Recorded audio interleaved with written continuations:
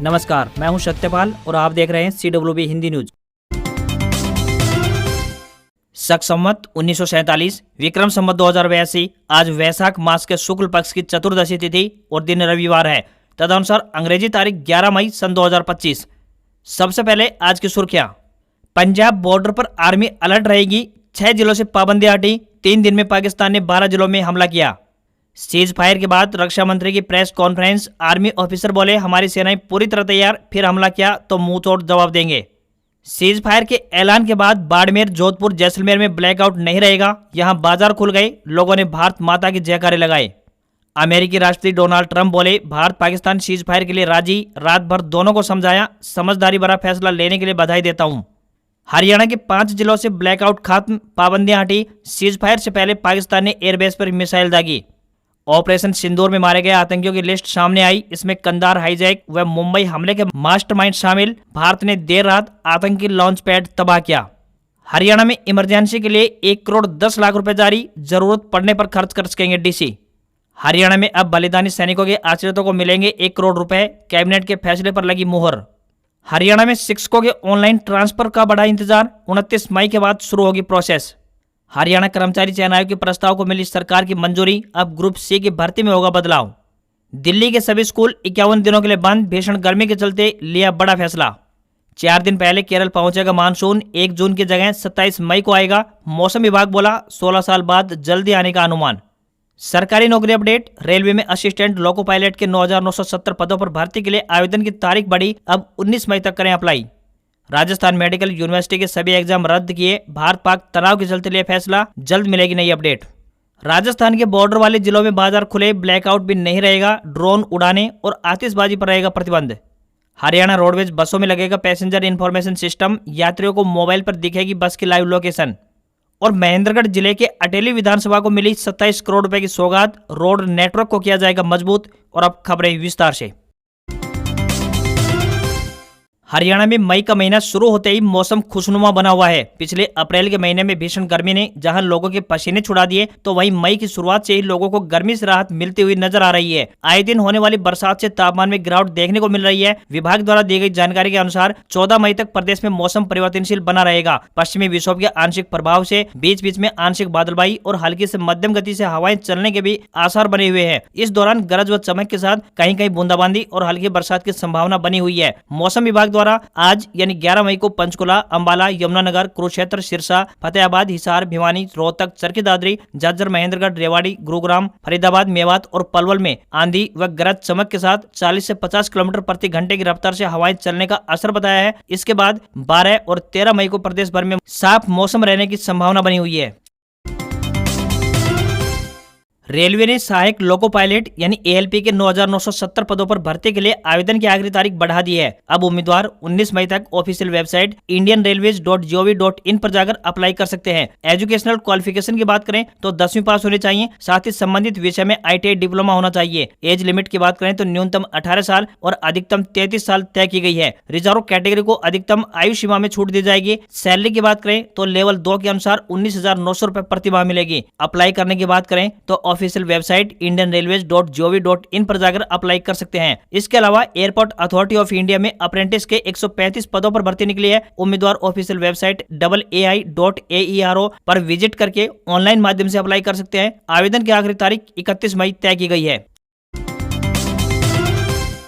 भारत और पाकिस्तान के बीच तनाव की स्थिति को देखते हुए हरियाणा सरकार ने आपदा प्रबंधन के लिए 1 करोड़ 10 लाख रुपए की राशि मंजूर कर दी है। प्रत्येक जिला उपायुक्त को 5 लाख रुपए की राशि जारी की गई है, ताकि वे अपने जिले में त्वरित और प्रभावी कार्यवाही सुनिश्चित कर सकें। गृह विभाग के अतिरिक्त मुख्य सचिव एवं वित्तायुक्त, राजस्व एवं आपदा प्रबंधक डॉक्टर सुमिता मिश्रा ने जानकारी देते हुए बताया कि उपायुक्तों को निर्देश दिए गए हैं कि वे वित्तीय अनुशासन का पूर्ण रूप से पालन करें और स्वीकृत राशि का उपयोग केवल निर्धारित उद्देश्यों के लिए ही करें, बिना सरकार की पूर्व स्वीकृति से स्वीकृत सीमा से अधिक खर्च न करें। डॉक्टर मिश्रा ने कहा कि हर महीने की 10 तारीख तक व्यय वितरण प्रपत्र संख्या 26 और 29 के माध्यम से लेखा शाखा को भेजना अनिवार्य होगा। उन्होंने उपायुक्तों को राष्ट्रीय आपदा प्रबंधन सूचना प्रणाली यानी NDMIS पोर्टल पर मासिक व्यय विवरण अपलोड करने और प्राथमिकता के आधार पर उपयोगिता प्रमाण पत्र विभाग को भेजने के भी निर्देश जारी किए हैं। डॉक्टर मिश्रा ने सभी जिला उपायुक्तों को सुनिश्चित करने के लिए निर्देश दिए हैं कि जिला स्तर पर नियंत्रण कक्ष 24 घंटे सक्रिय रहने चाहिए। वायु चेतावनी प्रणाली, इमरजेंसी सेवाएं एवं चिकित्सा सुविधाएं भी पूर्ण रूप से संचालित रहें। इसके साथ ही आवश्यक वस्तुओं की जमाखोरी पर सख्त कार्रवाई के निर्देश जारी किए हैं।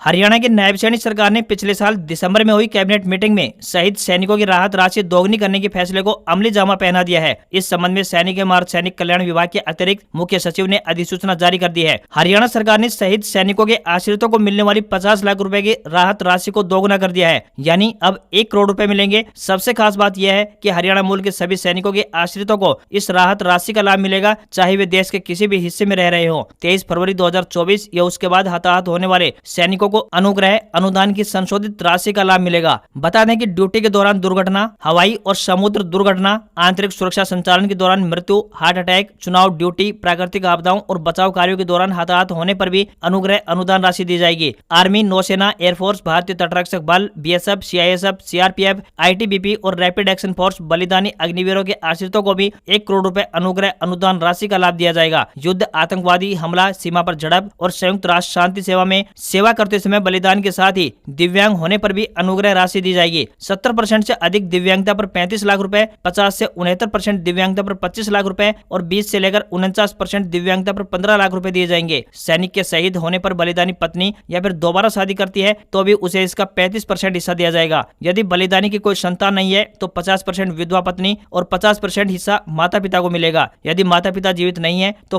50% राशि विधवा पत्नी और 50% ही बच्चों को मिलेगी। अविवाहित बलिदानी के माता पिता जीवित नहीं है तो अनुग्रह अनुदान राशि का लाभ उसके भाई बहनों को मिलेगा। कोई अन्य पारिवारिक सदस्य या फिर रिश्तेदार अनुग्रह अनुदान के लिए पात्र नहीं होंगे। हरियाणा में लंबे समय से ऑनलाइन ट्रांसफर के लिए इंतजार कर रहे सरकारी शिक्षकों को अभी पसंद के स्कूल में नियुक्ति के लिए थोड़ा और इंतजार करना पड़ेगा। मिली जानकारी के मुताबिक बता दें कि ऑनलाइन ट्रांसफर का पूरा काम करने का लक्ष्य अब जून महीने तक खिसक गया है। इससे साफ है कि ग्रीष्मकालीन अवकाश के बाद ही शिक्षकों के ट्रांसफर हो सकेंगे। प्रदेश में 14,000 से अधिक सरकारी स्कूलों के तकरीबन 1 लाख शिक्षक ऑनलाइन ट्रांसफर शुरू होने का इंतजार कर रहे हैं। बता दें कि माध्यमिक शिक्षा निदेशालय ने मॉडल संस्कृति और पीएम श्री समेत सभी राजकीय विद्यालयों में शिक्षकों के पदों के युक्तिकरण का काम अब 29 मई तक पूरा करने का लक्ष्य रखा है। पोर्टल पर दर्ज छात्र और शिक्षकों के डेटा के आधार पर मुख्यालय स्तर पर पदों की युक्तिकरण का काम शुरू हो गया है, जिसे 13 मई तक पूरा कर लिया जाएगा। आईटी सेल के स्तर पर 16 मई, स्कूल स्तर पर 22 मई और फिर जिला स्तर पर 29 मई तक पदों की युक्तिकरण का काम पूरा करने का लक्ष्य है। शिक्षा निदेशालय द्वारा जारी आदेशों में स्पष्ट किया गया है कि सभी सरकारी स्कूलों में प्रधानाचार्यों और मुख्य अध्यापकों को हर दिन 2 पीरियड लेने अनिवार्य होंगे। इसके अलावा पीजीटी, टीजीटी, ईएसएचएम और भाषा अध्यापकों के लिए सप्ताह में 36 पीरियड लेना अनिवार्य रहेगा। 6ठी से 12वीं तक एक कक्षा में अधिकतम 50 छात्र होंगे। इसके बाद प्रत्येक 40 छात्रों पर एक अतिरिक्त शिक्षक की नियुक्ति की जाएगी। हरियाणा में जींद सोनीपत ग्रीनफील्ड हाईवे यानी NH 352A पर टोल टैक्स वसूली प्रक्रिया शुरू हो गई है। हरियाणा ही नहीं बल्कि पंजाब से भी रोजाना सैकड़ों की संख्या में वाहन चालक इस हाईवे से दिल्ली के लिए आवाजाही कर रहे हैं। 80 किलोमीटर लंबे इस ग्रीनफील्ड हाईवे के निर्माण पर तकरीबन 800 करोड़ रुपए की लागत राशि खर्च हुई है। करीब 2 महीने पहले शुरू हुए इस ग्रीनफील्ड हाईवे से जींद से सोनीपत की दूरी तय करने में मात्र 1 घंटे का समय लगता है, जबकि पहले यानी पुराने रूट की बात करें यानी वाया गोहाना होकर जाने में 2 घंटे से अधिक समय लगता था। पंजाब के वाहन चालकों को भी इस हाईवे का जबरदस्त फायदा मिल रहा है। पहले पंजाब से दिल्ली स्थित आईजीआई एयरपोर्ट जाने वाले वाहन वाया जींद, रोहतक और बहादुरगढ़ होकर दिल्ली जाते थे। इस दौरान उन्हें जगह जगह ट्रैफिक जाम से जूझना पड़ता था, लेकिन अब जींद सोनीपत ग्रीनफील्ड हाईवे से बिना ट्रैफिक जाम का सामना किए बेहद कम समय में दिल्ली की यात्रा को पूरा कर रहे हैं। जींद में नए बस स्टैंड के पास स्थित जलेबी चौक से इस ग्रीनफील्ड हाईवे की शुरुआत होती है, जो कि सोनीपत जाकर समाप्त होता है। जींद से तकरीबन 10 किलोमीटर दूर गोहाना की तरफ टोल प्लाजा स्थापित किया गया है। टोल मैनेजर पंकज शर्मा ने बताया कि टोल प्लाजा पर टोल टैक्स भुगतान प्रक्रिया शुरू हो गई है। यहाँ फास्टैग के लिए भी लाइन है। फिलहाल कार, जीप जैसे हल्के वाहनों के लिए एक साइड किराए की बात करें यानी टोल टैक्स की बात करें तो 65 रुपए निर्धारित किया गया है। हरियाणा सरकार ने इसी महीने होने जा रहे कॉमन एलिजिबिलिटी टेस्ट यानी सीईटी से पहले ग्रुप सी के अंतर्गत पहले से विज्ञापित 1281 पदों को वापस लेने की अनुमति हरियाणा कर्मचारी चयन आयोग यानी HSSC को दे दी है। अब इन 13 ग्रुपों के पदों पर नए सिरे से भर्ती प्रक्रिया शुरू की जाएगी। बता दें कि इस संबंध में HSSC ने सीएम श्रेणी को प्रस्ताव बनाकर भेजा था। जानकारी के मुताबिक वापस लिए जाने वाले पदों में ज्यादातर वह पद हैं जिनके लिए विज्ञापन के बाद आवेदन तो ले लिए गए थे, मगर अभी तक उससे आगे की भर्ती प्रक्रिया प्रारंभ नहीं हो पाई थी। अब कयास लगाए जा रहे हैं कि इन पदों के लिए भर्ती विज्ञापन CET 2025 के बाद जारी किया जाएगा। राहत की बात यह है कि जो विद्यार्थी पहले के विज्ञापन में पात्र थे वे CET के बाद जारी होने वाले नए विज्ञापन के लिए भी पात्र माने जाएंगे। हरियाणा SSC ने 16 अगस्त 2024 को पुलिस में सिपाही के 5600 पदों पर विज्ञापन जारी किया था। आयोग ने इन पदों के लिए आवेदन मांग रखे हैं। इसके बावजूद अभी तक इसकी भर्ती प्रक्रिया शुरू नहीं हो पाई है। इसी प्रकार कई अन्य पदों के लिए लिखित परीक्षा हो चुकी है और उनकी चयन सूची भी जारी हो चुकी है, लेकिन इससे आगे की प्रक्रिया शुरू नहीं हो पाई है। अब सरकार ने निर्णय लिया है कि जिन पदों पर आगे की भर्ती प्रक्रिया शुरू नहीं हुई है उन्हें वापस लिया जाएगा। अब कर्मचारी चयन आयोग द्वारा इन पदों को वापस लेने के लिए अधिसूचना जारी की जाएगी। जिन पदों को वापस लिया जा रहा है उनमें सबसे अधिक ड्राफ्टमैन सिविल के 367 पद, ऑटो डीजल मैकेनिक के 319 पद, फिटर के 180, सहायक ड्राफ्टमैन सिविल के 156 पद शामिल हैं।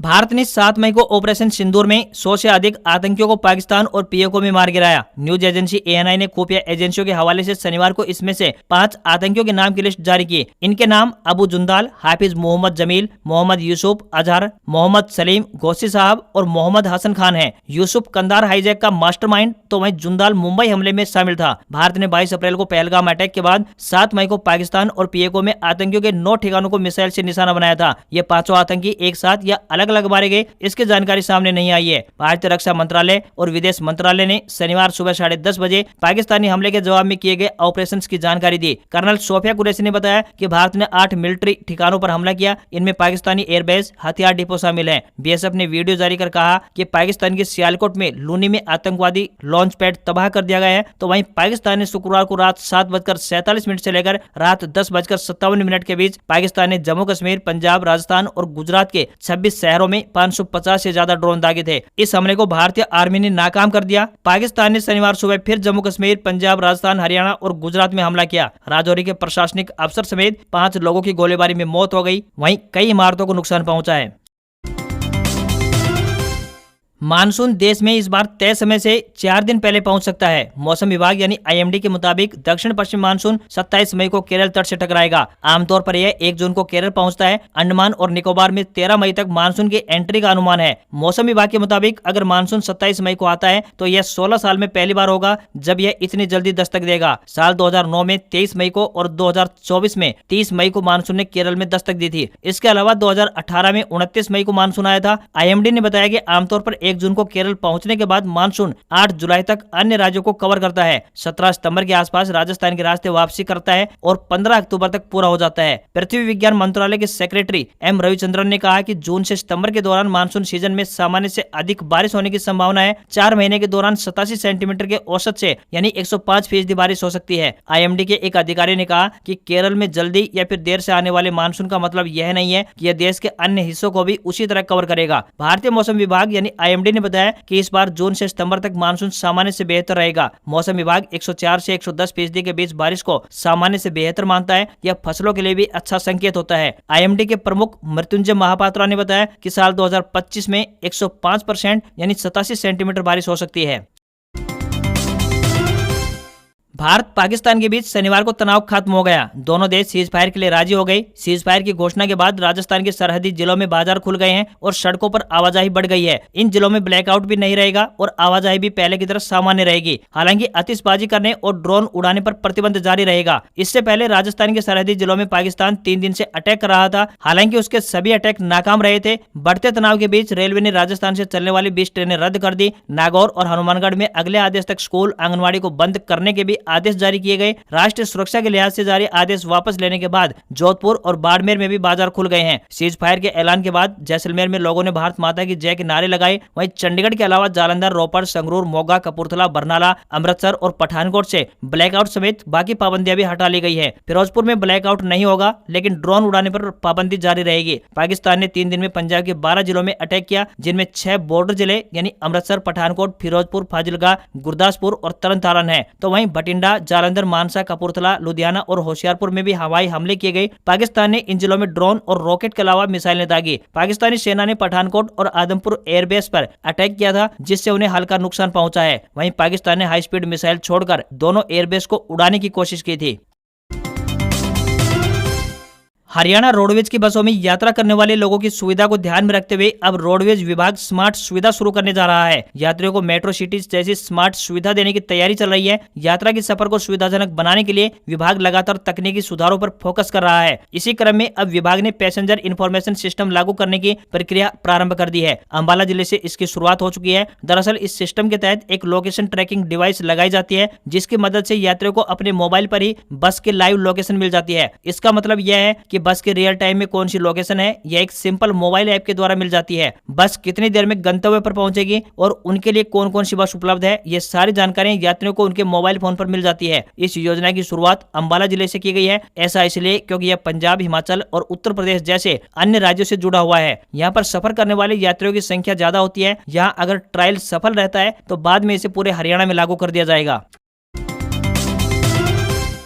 भारत पाकिस्तान के बीच सीज फायर के ऐलान के बाद शनिवार शाम को रक्षा मंत्रालय ने एक प्रेस कॉन्फ्रेंस की। इसमें आर्मी से कर्नल सोफिया कुरैशी, एयरफोर्स से विंग कमांडर व्योमिका सिंह और नेवी से कमोडोर रघुआर नायर मौजूद थे। रक्षा मंत्रालय की ब्रीफिंग कुल 9 मिनट चली। इसमें कर्नल सोफिया ने पाकिस्तान की तरफ से गलत सूचनाएं फैलाने की भी जानकारी दी। वहीं कमोडोर नायर ने कहा कि भारत की सेनाएं पूरी तरह से सतर्क और तैयार है। अगर फिर हमला हुआ तो हम मुंह तोड़ जवाब देंगे। कर्नल सोफिया कुरैशी ने कहा कि पाकिस्तान कह रहा है कि भारत ने मस्जिदों को नुकसान पहुंचाया। बता दें कि भारत एक धर्मनिरपेक्ष देश है। भारत की सेना उसकी वैल्यूज की बहुत अच्छी झलक है। हमने उनकी मिलिट्री इंफ्रास्ट्रक्चर को नुकसान पहुंचाया। भारत ने पाकिस्तान की एयरफील्ड, स्कूर्द, जकूबाबाद, सरगोदा और बुलारी को बहुत नुकसान पहुंचाया है। हमने पाकिस्तान के air defence system, radar system को फेल किया है। उनके मिलिट्री सिस्टम का हमने नुकसान किया है। इंडियन आर्म्ड फोर्स पूरी तरह तैयार है। भारत की संप्रभुता और अखंडता की रक्षा के लिए तैयार है। इसके अलावा पाकिस्तान के air defence system, radar system को बेकार कर दिया। एलओसी के पास पाकिस्तान के command and control, logistic installation और उनके मिलिट्री इंफ्रास्ट्रक्चर्स और उनके पर्सनल का इतना नुकसान हुआ है कि पाकिस्तान की ऑफेंसिव और डिफेंसिव कैपेबिलिटी को नष्ट कर दिया गया। फिर से बात दोहराना चाहूंगी कि इंडियन आर्म्ड फोर्सेज पूरी तरह तैयार और सतर्क है। भारत की संप्रभुता और अखंडता की रक्षा के लिए पूरी तरह समर्पित है। वहीं कोमोडोर रघुआर नायर ने कहा, जैसा कि विदेश सचिव ने कहा है कि हम सभी मिलिट्री ऑपरेशन रोकने की सहमति पर पहुंच गए हैं। कोमोडोर रघुआर नायर ने कहा कि भारतीय आर्मी, नेवी और एयरफोर्स मातृभूमि की रक्षा के लिए प्रतिबद्ध है। हम पूरी तरह से तैयार है और सतर्क है। पाकिस्तान की किसी भी हिमाकत को ताकत से जवाब दिया जा चुका है। आगे भी तनाव बढ़ाने की कोशिश की तो उन्हें निर्णायक जवाब दिया जाएगा। विदेश सचिव मिस्री ने शनिवार शाम 6 बजे बताया कि सीज फायर शाम 5 बजे से लागू होगा। अब दोनों देश जमीन, आकाश और समुद्र से एक दूसरे पर हमला नहीं करेंगे। भारत पाकिस्तान के डीजीएमओ 12 मई को दोपहर 12 बजे बातचीत करेंगे। सीज फायर के लिए अमेरिका ने मध्यस्थता की। शनिवार शाम 5:30 बजे यूएस राष्ट्रपति डोनाल्ड ट्रंप ने ट्वीट कर इसकी जानकारी दी। उन्होंने बताया, रात यूएस की मध्यस्थता में चली लंबी बातचीत के बाद मुझे बताते हुए खुशी हो रही है कि भारत और पाकिस्तान तुरंत और पूरी तरह हमले रोकने के लिए तैयार हो गए हैं। मैं दोनों देशों को कॉमन सेंस, समझदारी से भरा फैसला लेने के लिए बधाई देता हूं। वहीं अमेरिकी विदेश मंत्री मार्को रूबियो ने कहा कि उपराष्ट्रपति जेडी वेंस और मैं खुद पिछले 48 घंटों से भारत पाकिस्तान के अफसरों के अलावा पीएम नरेंद्र मोदी, पीएम शहबाज शरीफ, विदेश मंत्री S Jaishankar, army chief Asim Munir और राष्ट्रीय सुरक्षा सलाहकार अजीत डोभाल से बातचीत कर रहे हैं। उन्होंने कहा कि मुझे यह बताते हुए खुशी हो रही है कि पाकिस्तान और भारत की सरकार तुरंत सीज फायर के लिए राजी हो गई है। दोनों देश निष्पक्ष मंच पर विवादों का निपटारा के लिए बातचीत को तैयार हो गए हैं। हम मोदी और शहबाज शरीफ की तारीफ करते हैं कि उन्होंने बुद्धिमत्ता से शांति का रास्ता चुना।